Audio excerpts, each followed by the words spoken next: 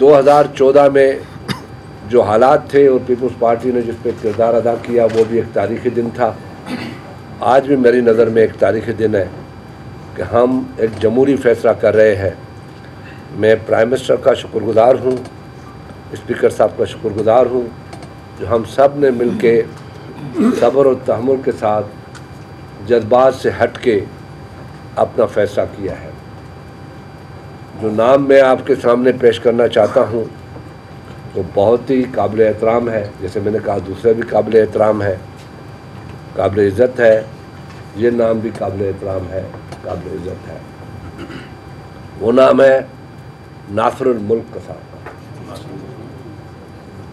जो chief justice of Pakistan रहे हैं।